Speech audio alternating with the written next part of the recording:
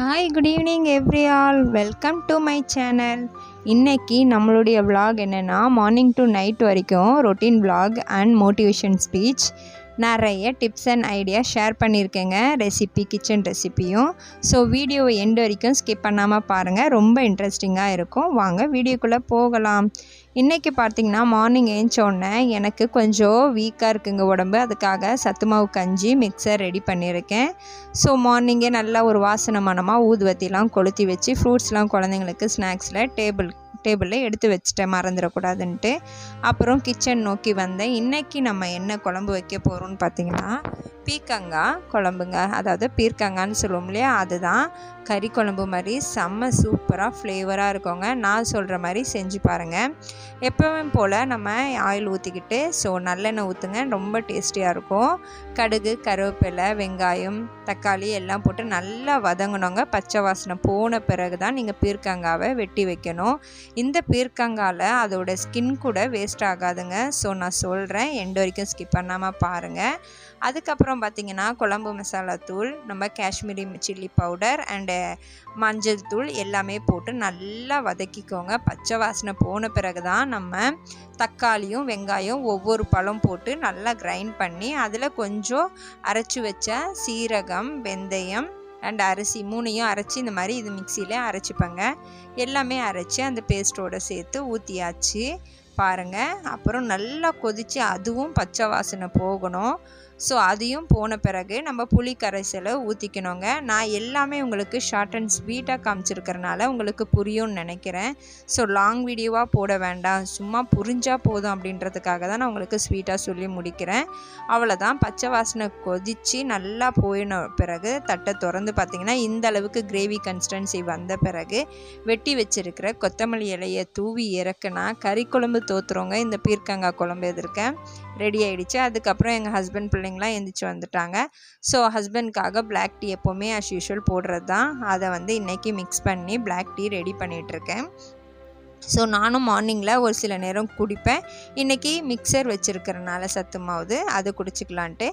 அப்புறம் குழம்பு ரெடி பண்ணியாச்சு. ஒரு பக்கம் பீர்க்கங்காவோட ஸ்கின் எடுத்து வச்சுருந்தேன். நாளைக்கு பண்ணலாம் தான் மூடு இருந்தது, பட் இன்றைக்கி மாறிடுச்சு. அதுக்கப்புறம் அந்த பீர்க்கங்காய் தோலை எடுத்து அதுக்கு தேவையானது உளுத்தம்பருப்பு, இஞ்சி பூண்டு, சின்ன வெங்காயம், வரமிளகா, புளி, கடலைப்பருப்பு இத்தனையும் எடுத்து எல்லாமே நல்லா வதக்கிக்கணுங்க. அதுவும் நான் இன்றைக்கி கடலை நெல்லில் வதக்கி எடுக்கிறேன். வதக்கிறதுக்கு எண்ணெயை ஊற்றினேன். அப்புறம் மைண்டு கொஞ்சம் மாறிச்சு. கலர் அப்பளம் கொஞ்சம் குழந்தைங்களுக்கு அட்ராக்டிவாக பொரிச்சிடலாம் அப்படின்ட்டு ஒரு சைடு அப்பளமும் பொரித்து ஒரு பிளேட்டில் தனியாக எடுத்து வச்சுக்கிட்டேன். அப்புறம் பார்த்திங்கன்னா எடுத்து வச்சுருந்த கடலைப்பருப்பு, வெங்காயம் எல்லாமே தனித்தனியாக போட்டு பொன்னிறமாக வதக்கி எடுத்துக்கிட்டு அதுக்கப்புறம் நம்ம இந்த பீர்க்கங்காய் தோலையும் ஸ்கின்னையும் அதாவது நல்லா கழுவிட்டு துண்டு துண்டாக வெட்டி போட்டுக்கோங்க. நீட்டாக போட்டிங்கன்னா வதங்கவும் செய்யாது, மிக்ஸி ஜாரில் அரையவும் செய்யாது. அதுக்கப்புறம் எல்லாமே வதக்கிட்டு இதையும் நல்லா போட்டு பொன்னிறமாக வதக்கி எடுத்துக்கிட்டேங்க. அதாவது நம்ம லைஃப்பில் பார்த்திங்கன்னா நான் இன்றைக்கி கொடுக்கக்கூடிய மோட்டிவேஷன் ஸ்பீச் என்னன்னு பார்த்திங்கன்னா, பொய் பேசாதீங்க. லைஃப்பில் நிறைய பேர் பொய் பேசுகிறோங்க. அது நம்மளாக இருந்தாலும் சரி, இன்க்ளூட் என்னையும் சேர்த்து தான் சொல்கிறேன். வாழ்க்கையில் பொய் பேசுனா அது எவ்வளோ பெரிய ஒரு காயத்தை உண்டு பண்ணுன்றது நான் அனுபவபூர்வமாக சொல்கிறேங்க. யாராக இருந்தாலும் உயிர் போகிற தருவாயிலையும் உண்மையை பேசி பாருங்கள், அந்த உண்மைக்கு வலிமை அதிகங்க. என் லைஃப்பில் இப்போ இந்த சிச்சுவேஷன் இந்த டைமில் நிறைய பேர் பொய் பேசுகிறாங்க.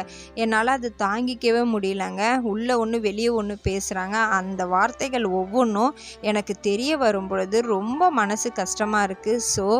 எந்த ஒரு ஃபேமிலியாக இருக்கட்டும், ஹஸ்பண்ட் அண்ட் ஒய்ஃபாக இருக்கட்டும், குழந்தைங்களாக இருக்கட்டும், ரிலேஷனாக இருக்கட்டும், யாராக இருந்தாலும் பொய் பேசாமல் வாழ்ந்து பாருங்கள். முடியாதுன்னு நினைக்காதீங்க. நம்ம மனம்தாங்க காரணம். மனசு வச்சா எல்லாமே முடியும்.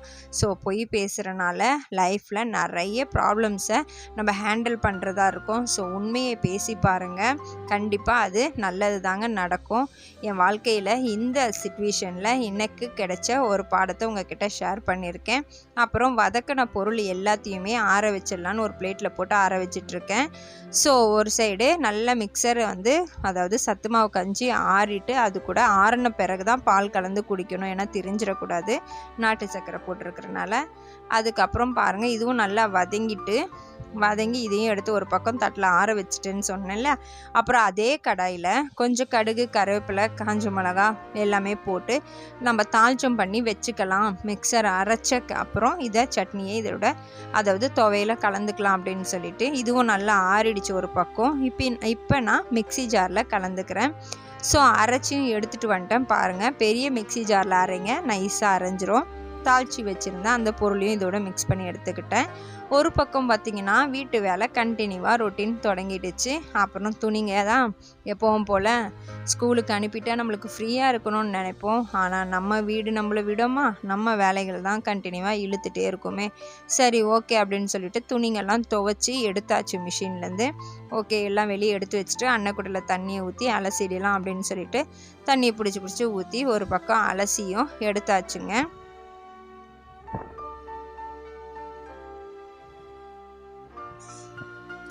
ஒவ்வொரு துணியும் நம்ம அலசும் போது நல்லா விரித்து அலசினா அதில் இருக்கிற டஸ்ட்டும் எதுவாக இருந்தாலும் நம்மளுக்கு சூப்பராக க்ளீன் ஆகிடும். ஒரு பக்கம் துவைச்சி அலசி ட்ரையர் ஒரு ஈடு பண்ணிட்டேன், இன்னொரு ஈடு அன்னக்குடல் இருக்குது. சரி அதையும் போட்டு ட்ரையர் பண்ணிடலாம் அப்படின்னு சொல்லிட்டு யோசிச்சுக்கிட்டே இருந்தேன். அதுக்கப்புறம் அதையும் தூக்கி மிஷினில் போட்டு நல்லா ட்ரையர் பண்ண விட்டாச்சுங்க. ஒரு பக்கம்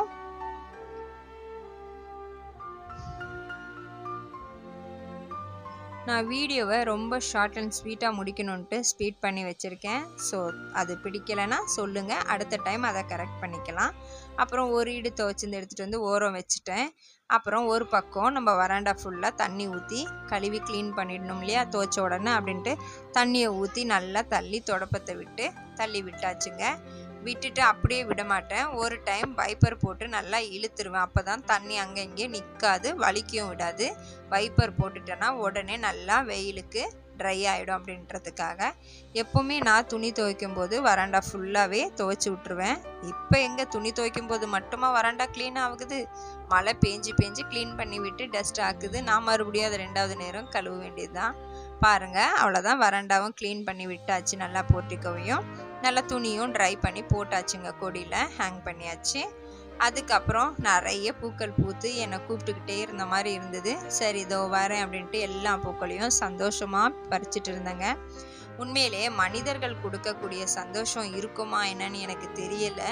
இந்த செடிகள் ஒவ்வொரு நாளும் நம்மளுக்காக கொடுக்கக்கூடிய அந்த பூக்களை பார்க்கும்போது எவ்வளோ மன அழுத்தம் இருந்தாலும் மைண்ட் ரிலாக்ஸ் ஆகிடுதுங்க. என் லைஃப்பில் உண்மையிலே எனக்கு ஃப்ரெண்ட் அண்ட் ரிலேஷன் பார்த்திங்கன்னா இந்த கார்டன் சின்ன பூக்கள் கொடுக்கக்கூடியது தாங்க. உண்மையிலே உங்கள் வீட்லேயும் இந்த பூக்கள்லாம் வச்சு பாருங்கள். அது பூத்து பறிக்கும்போது எவ்வளோ ஒரு மைண்ட் ரிலாக்ஸாகவும் இருக்கும், ஹாப்பினஸ்ஸாகவும் இருக்கும். இன்றைக்கி நிறைய பூத்தனால நான் மணி பிளான்ட்லலாம் வைக்கலை. இதை ஒரு ரெசிப்பியாக ரெடி பண்ணி நம்ம ஃபேஸ் மாஸ்க்கும் பாடி மாஸ்க்காகவும் யூஸ் பண்ணலாம் அப்படின்ட்டு ஒரு ஐடியா வந்தது. ஸோ செம்பருத்தி பூவில் இருக்கிற காம்பெல்லாம் எடுத்துட்டு நல்லா கழுவிக்கோங்க. ஏன்னா டஸ்ட்டு இருக்கும், பூச்சிக்கள் தேன்லாம் அதில் வச்சுருக்கோம். அதனால் எல்லாத்தையும் வாஷ் பண்ணிவிட்டு நல்லா தண்ணி புழிஞ்சிட்டு சின்ன மிக்சி ஜாரில் எடுத்துக்கோங்க. இது கூட கடலை மாவு கொஞ்சம், தயிர் கொஞ்சம், கஸ்தூரி மஞ்சள் கொஞ்சம். நான் இதில் அந்த வீடியோ எடுக்கலை கஸ்தூரி மஞ்சள் சேர்த்துந்து. ஸோ தயிர் நம்ம வீட்டில் போட்டதே இருந்ததுனால ரொம்ப சூப்பராக அப்படியே எப்படி சொல்கிறது வலுவலுன்னு இருந்ததுங்க. நல்ல பாடி ஸ்கின் இது போட்டது. ஸோ ஒரு முறை இது ட்ரை பண்ணி பாருங்கள். கொஞ்சம் கடலை மாவு குறையா இருக்கிற மாதிரி தெரிஞ்சுது, நான் மறுபடியும் ஆட் பண்ணிக்கிட்டேன். அப்புறம் எல்லாத்தையும் நைஸாக இந்த மாதிரி அரைச்சி எடுத்துட்டேன். எடுக்கும் போதே கையில் வெண்ணெய் அப்படி ஒட்டுச்சுன்னா பார்த்துக்கோங்களேன். இதை நம்ம பாடியில் போட்டு ஃபுல் பாடி ஸ்கின் மசாஜ் பண்ணியோ ஃபேஸ்க்கோ மாஸ்க்காக போட்டுட்டிங்கன்னா வீக்லி ஒன்ஸ் நல்ல கிளிட்டராகவும் இருக்கும் ஃபேஸும் நல்லா ஷைனிங்காகவும் இருக்கும். பாடிக்கும் யூஸ் பண்ணலாம், ஃபுல் பாடிக்கும் ஒன்றும் ப்ராப்ளம் இல்லை. அதுக்கப்புறம் எல்லாம் போட்டு குளிச்சுட்டு வந்தாச்சுங்க. வந்த உடனே மணி பார்த்திங்கன்னா 12 மணி. சரி ஓகே, கரெக்டாக 12 மணிக்கு ரீச் ஆகிட்டோம் அப்படின்ட்டு ப்ரேயர் பண்ணவும் உட்காந்துட்டேன். ஏன்னா ஆஃப்டர்நூன் போல் ப்ரேயர் பண்ணுற பழக்கம் என்கிட்ட இருக்குங்க.